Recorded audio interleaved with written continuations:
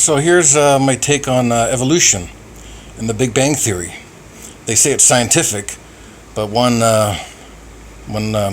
proof of it being scientific is it has to be observed. Now, who observed the Big Bang 6 billion years ago or 600 million years ago or whatever? I mean, it's all conjecture. It's all guessing. It's all not proven. I mean, you need a hypothesis and evidence, and it does not work. I mean, the Bible, we've got historical evidence that the world is about 6,000 years old, maybe up to 10,000 years old.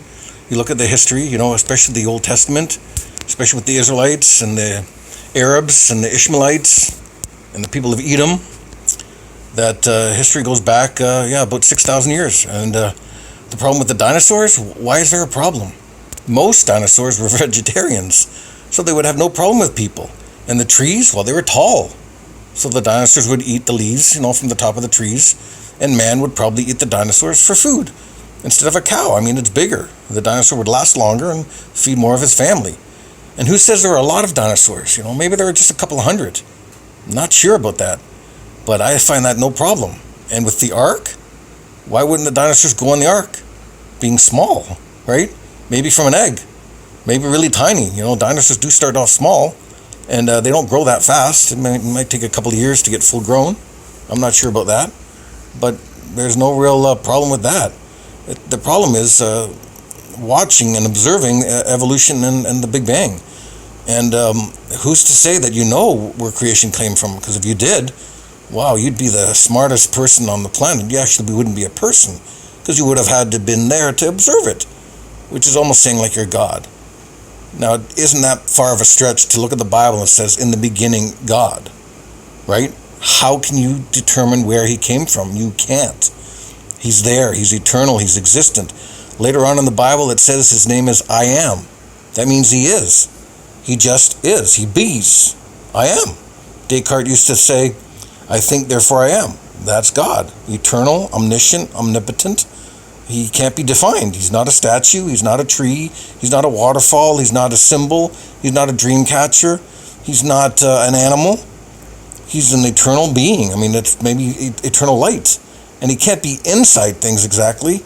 I mean, in a sense, he is, because it's life and it's growth. He's inside us when we acknowledge it. But when we deny it, well, that's the sin that sends us to hell. And he doesn't do that. We do it. It's our free will.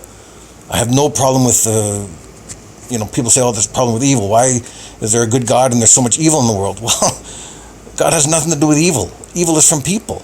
We are inherently evil.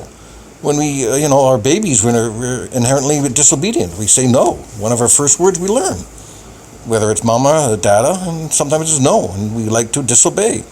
Mom says do this, or nanny says do this, or your babysitter says this, and you say no. You do the opposite. Well, that's kind of a sinful nature. Doesn't mean that brings us to hell, because everything we do is not that eternal disobedience, which is basically denying God's existence. You deny his existence, you deny your existence, because who's talking to you right now? Who are you listening to if you don't exist? Who's in the middle, bringing the interpretation from my mouth to your ears? Who's your conscience? Who's my conscience? Too many questions to answer.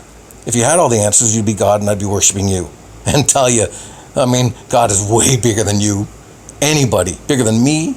I'm just a humble servant, just sharing my views. Believe it or not, it's your choice. Free will. Free will. Thank you.